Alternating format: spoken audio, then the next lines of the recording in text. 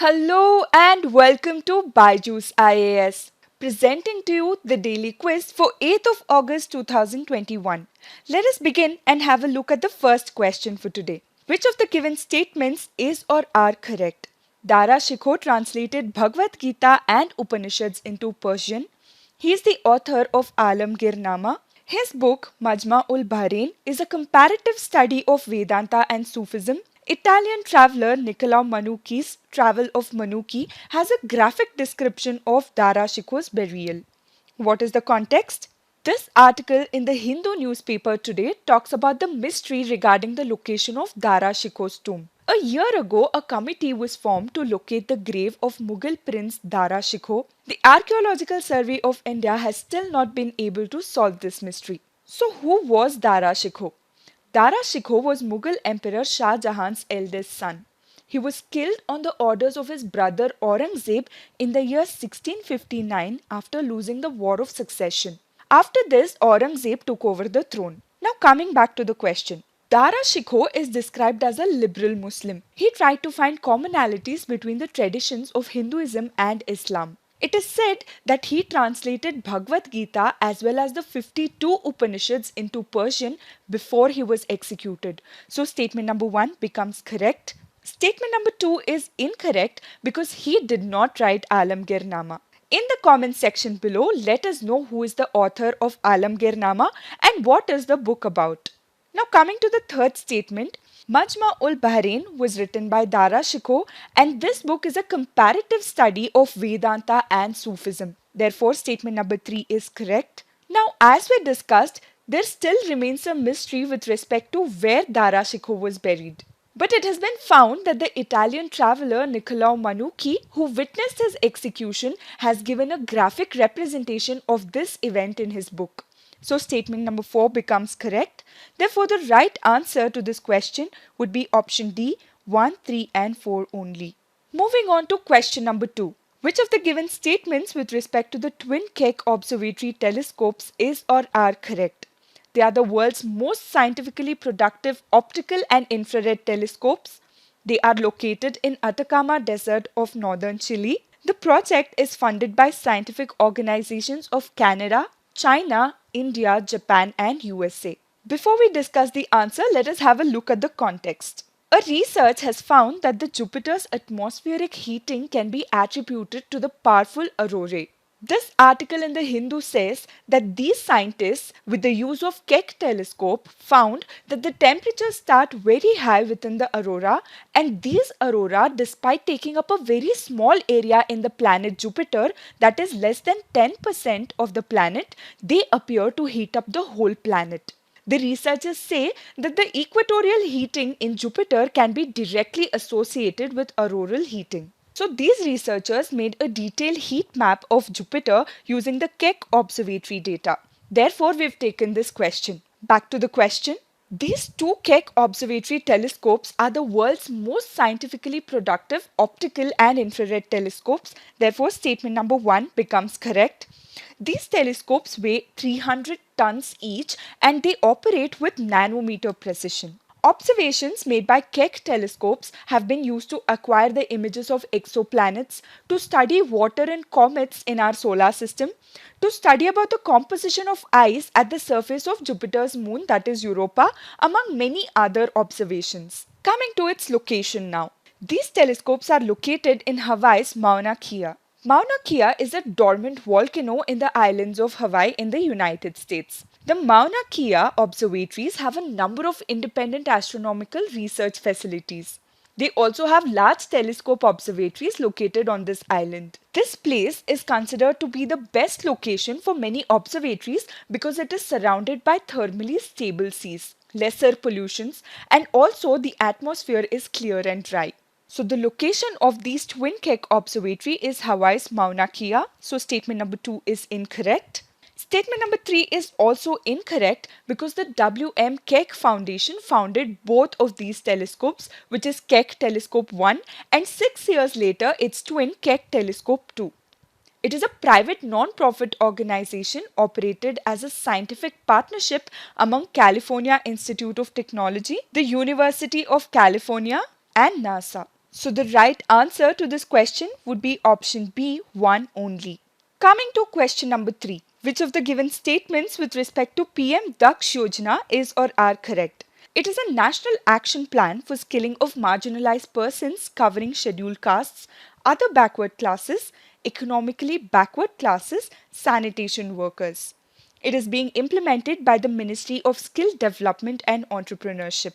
Its components include upskilling, reskilling, short-term training program, long-term training program, and entrepreneurship development program. What is the context? This article in the PIB makes a mention of the PM-DAKSH portal and the PM-DAKSH mobile app that have been launched.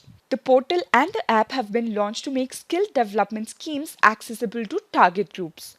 Who are included in the target group and what exactly is PM-DAKSH? Let us understand this as we discuss the answer to our question. प्रधानमंत्री दक्षता और कुशलता संपन्न हिताग्रही योजना or PM-DAKSH is being implemented by the Ministry of Social Justice and Empowerment from the year 2020 and 21. This scheme was launched to improve the competency levels by skilling of a target group. And the target group comprises of members from scheduled caste communities, other backward classes, economically backward classes, denotified nomadic and semi-nomadic tribes, sanitation workers including Safai Karmacharis. So statement number 1 becomes correct.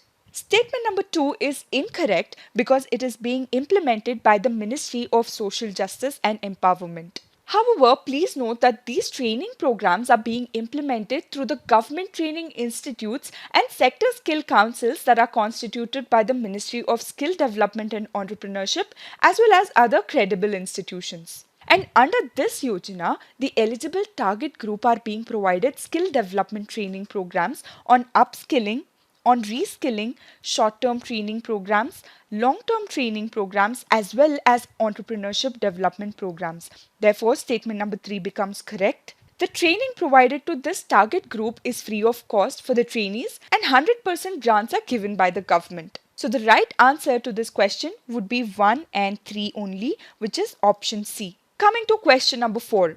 Which of the given pairs is or are correctly matched? That is the GI tag product and the state. Number 1, Puanchei Shawl, Assam. Number 2, Ilkal Sarees, Andhra Pradesh. Option 3, Tangaliya Shawl, Gujarat. Number 4, Chakhesang Shawls, Nagaland. The National Handloom Day is celebrated on the 7th of August every year since 2015, and this is to honor the handloom weaving community.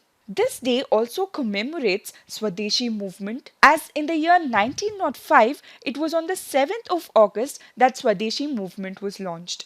That is why we've taken up this question on famous handlooms that have been accorded the GI tag, which is the Geographical Indication tag. Coming back to the question. The Mizo Puanchei shawl or wraparound is an exquisite and intricately designed handwoven textile, and this has been accorded the GI tag for Mizoram and not Assam, therefore 1 becomes incorrect. Ilkal Sarees is a GI protected handloom from Karnataka, so number 2 is also incorrect. A Tangaliya shawl is a handwoven shawl and textile made by Dangasia community in Gujarat, therefore this becomes correct. The Chakhesang shawl is made by the Chakhesang tribes in Nagaland, so this is also correct. So the right answer to this question would be option C, 3 and 4 only. Now let us take up a previous year question from Prelims paper 2014. In India, cluster bean or guar is traditionally used as a vegetable or animal feed. But recently, cultivation of this has assumed significance. Which one of the following statements is correct in this context? Option A. The oil extracted from the seeds is used in the manufacture of biodegradable plastics. The gum made from its seeds is used in the extraction of shale gas. The leaf extract of this plant has the properties of antihistamines. This is a source of high quality biodiesel. This Guar Gum is extracted from guar beans or the cluster beans, and this has a thickening and stabilizing property. And the Guar Gum started to play a key role in the extraction of shale oil and gas through the fracking process. And this started post 2009 when the prices of this guar also went up drastically. So the right answer to this question would be option B. The gum made from its seeds is used in the extraction of shale gas. Also note that this Guar Gum is efficient biopolymer and it has a wide range of industrial applications. It is used for oil drilling, textile printing, human food and pet food, for paper, explosive and water treatment as well. Now let us take up the fact of the day, which is NASA's Perseverance rover. What is the context?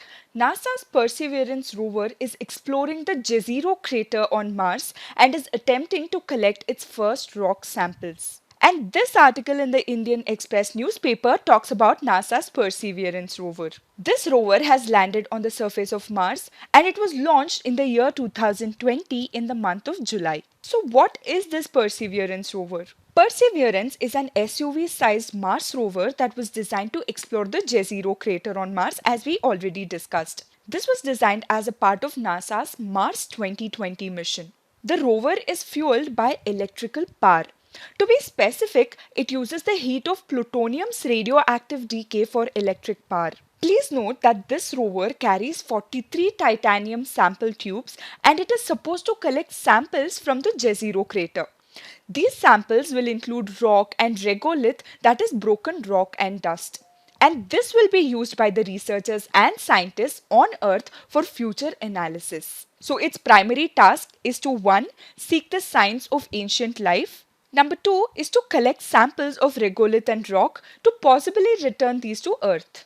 This Perseverance rover carries 23 cameras, including 7 that are specifically designed for scientific purposes. And it also has a sample catching system, and this system will package and keep aside some samples which will be picked up by a later mission and will be carried back to Earth. So now let us have a look at those 7 instruments on the Perseverance rover. Number 1 would be the SuperCam. SuperCam is an upgrade from the ChemCam which was on the Curiosity mission, and this will be used for imaging, chemical analysis and mineralogy in rocks and regolith from a distance. The next one would be Mastcam-Z. Mastcam-Z is for stereoscopic imaging. That is, photographs of the same object will be taken at slightly different angles and will be viewed together, and this will give an impression of depth. And this will help in scientific studies. The third one is Sherlock, or the scanning habitable environments with Raman and luminescence for organics and chemicals. This is an ultraviolet spectrometer. So what does it do? It uses imaging and an ultraviolet laser to determine fine-scale mineralogy and will detect organic compounds. The fourth one is Pixel, or planetary instrument for X-ray lithochemistry. This will help in determining the elemental composition of the materials on the surface of Mars. The fifth one would be RIMFAX, which is radar imager for Mars's subsurface experiment. Now, this will be used to image different ground densities, the structural layers of the planet Mars, the buried rocks, meteorites and underground water ice, and also the salty brines and all other such things. The sixth one is called MEDA, which is Mars Environmental Dynamics Analyzer. This instrument is for measuring temperature, the wind speed and direction, pressure, humidity, radiation and dust particle size and shape. The seventh important instrument that it carries is called as MOXIE, which is Mars Oxygen ISRO Experiment. This is a technology test. This will check if it is possible to produce oxygen from the atmospheric carbon dioxide.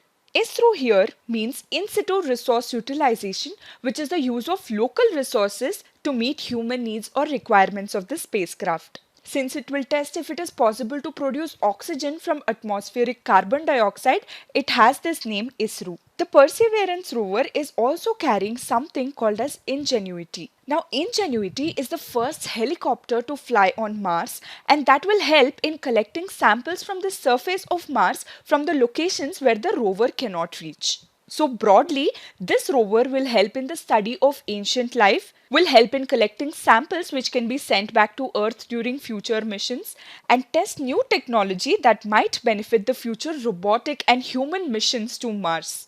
That is all for today. Thank you for being with us. Keep watching and keep learning.